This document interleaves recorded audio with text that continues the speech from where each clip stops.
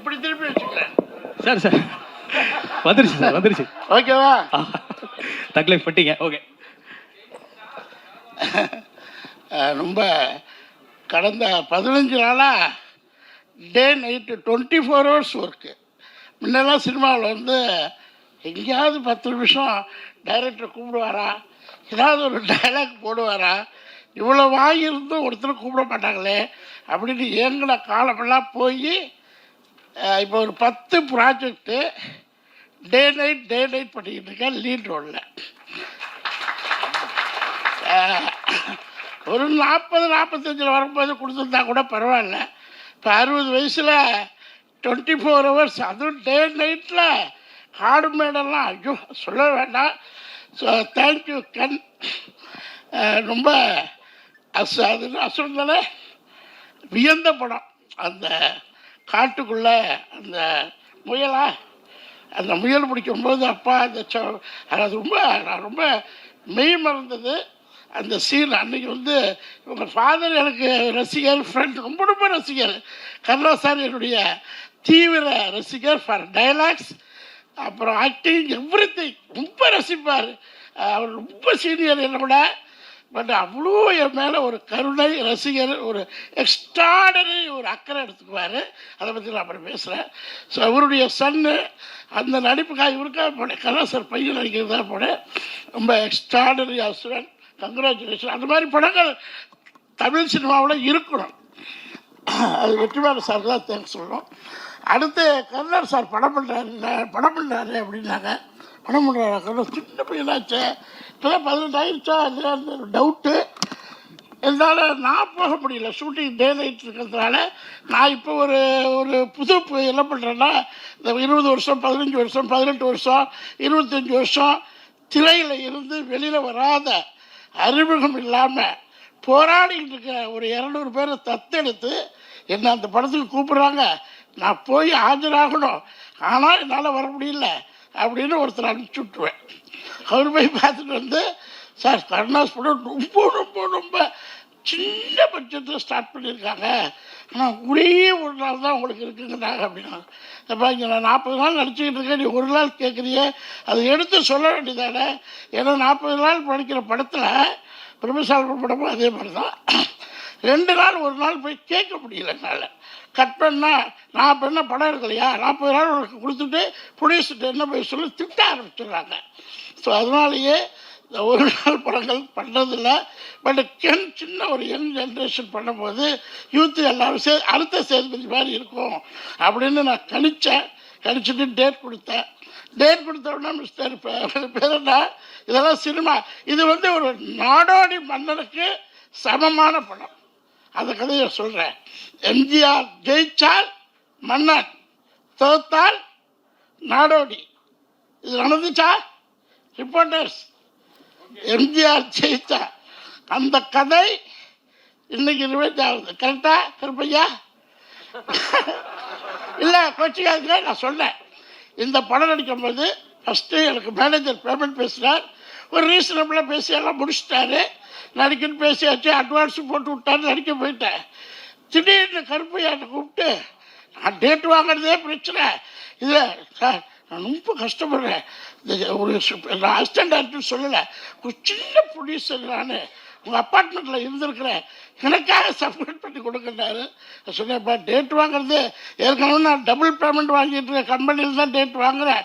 ஆனால் ஒன்று மட்டும், நீ எனக்கு கொடுக்குற காசு 20 மடங்கு வரலன்னா நான் அந்த பணத்தையே திருப்பி தரலன்னு சொன்னேன். இந்த படம் கருணாஸ் ஜெயிக்கும், பணம் கொட்டும் அப்படின்னு முதல் நாளே சொன்னேன். என்ன சார் உண்மையா? இல்லை இது கருப்பையாட்ட சொன்னேன். கண்ணு என்ன கூப்பிடவே மாட்டார். நான் போய் கோடர் கொடுத்துருப்பாரு, உங்கள் இதில் கோடர், அவரை படாத பாடுபடுத்திட்டேன். ஏப்பா என்னை கூட்டு உட்கார வச்சுருக்கீங்க, அங்கே பஞ்சாயத்து ஷூட்டிங் போகல, எடுங்கப்பா பேசக்கூடாது, அது யூத்து டீப்பு, அதில் லண்டன் பையன் தான் போய் ஒப்பிட்டு உட்காந்துருப்பேன். அவன் அந்த கேரவல்ல ஒரு ரூமில் ஒரு 2 ஆர்டிஸ்ட் இருக்கலாம், 3 இருக்கலாம். லேடிஸாக இருந்தால் 5 பேர் இருக்கலாம். லேடிஸாக தனியாக சொல்கிறேன். ஜென்ஸு 3 பேருக்கு மேலே தாங்காது, அடிதடி வந்துடும். சின்ன ரூபு, அதில் ஒரு 20 பேர்.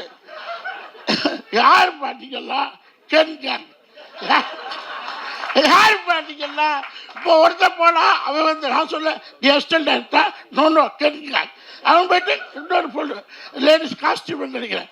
எனக்கு காஸ்டியூம் நான் எப்போதுமே ஒரு 25 லட்சம் ரூபாய்க்கு சினிமாவுக்காக எடுத்த காஸ்டியூம் 2 BHK வீட்டில் இருக்கு, யூஸ் பண்ணிக்கிங்க. 25 லட்சம் ரூபா கஷ்டகாலத்தில் சம்பாதிச்ச காஸ்ட். அதில் இது கொண்டு ஏன்னா என்னுடைய பேட்டர்ன் மாற்றுறதுக்காக ஆஃபீஸர், கலெக்டர், கமிஷனர், தாசில்தார் அதை மாற்றி ஒரு ஃபேமிலிக்குள்ளே கென் மாதிரி ஒரு யூத் டைரக்டருக்குள்ளே வரணும். இப்படி தேங்க்யூ கருப்பையா.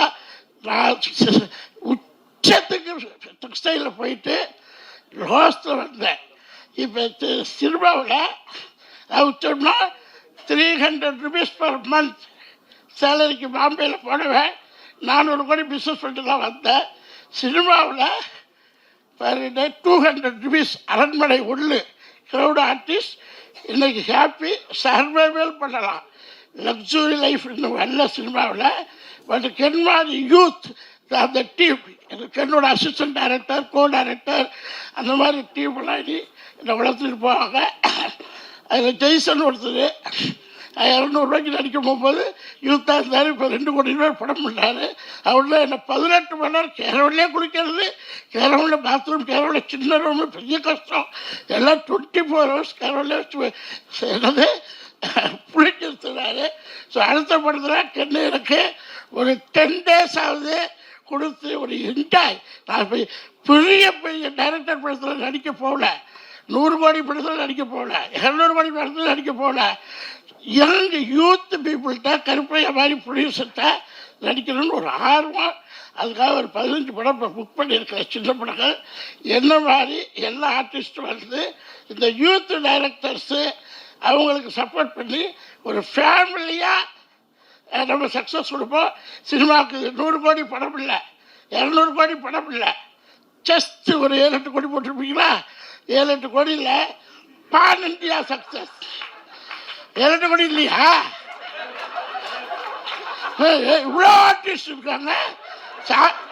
சாப்பாடே கிட்டத்தட்ட ஒரு 50 லட்சத்துக்கு மேலே போயிருக்கு. கேமரா மேனோட தகராறு என்னன்னா, கென்னோட சண்டை போட்டால் கட் பண்ணிட்டு கோடைன்ட்டு தகராறு. கேமரா மேனா இப்படி ரவிவர்மாவிலேருந்து டாப் 10 கேமரா பண்ணி ஃபிலிம் இண்டஸ்ட்ரியில் எல்லாரோடையும் போய் உட்காந்து அடிச்சுட்டு வந்தாங்க. எல்லோரும் ரசிப்பாங்க. என்ன டைரக்டர் ரசிக்கிறத விட கேமராமேன் தான் என்னை ரசிப்பாங்க. அவர்கிட்டையும் போய் வம்பிழுத்துட்டு வந்துட்டேன். என்ன ஏன் போடலன்னு பரவாயில்ல. ஸோ அடுத்தடுத்த படத்தில் இது ரொம்ப ஹைலைட் ஆயிடுச்சு. எல்லா மக்களும் நீங்களும் சாட்சி. இந்த படங்கள் இன்னொரு 40-50 நாள் தேட்டரில் ஓடி கருப்பையாவின் அடுத்தடுத்த கனவுகள் கரெக்டாக ஒரு 40-50 படம் யூத் டைரக்டர் கொடுத்து தமிழ் சினிமாவில் Vidivelli team, Karunas and Karuppaiya team, gang team, Karunas gang and Karuppaiya team. Sorry உங்கள் ஃபாதர் சாரி. அது அந்த எக்ஸ்பீரியன்ஸ் பேசுது பார்த்தீங்களா? அந்த ஒரே ஒரு அஜித்தோட நடிப்பார் கருணா சார். அந்த அந்த ஒரு சீன் நடிப்பார், அஜித்தோட நடிப்பார். அதே ஞாபகம் வந்துருச்சு. ஸோ இந்த படத்தை மீடியா சார் எதிர்கால சினிமா கென் கேங்கிலேருந்து ஆரம்பிக்குது. அதை நீங்கள் எழுதுங்க. ஏன்னா இது குளோபலைஸ்டு படமாக மாற்றுங்க. ஹாலிவுட், பாலிவுட் எல்லா விட்டுக்கும் போகட்டும். அதனால என்ன போனால் தான் நம்ம தமிழ் பெருமை தெரியும். என்ன ஓகே, தேங்க்யூ.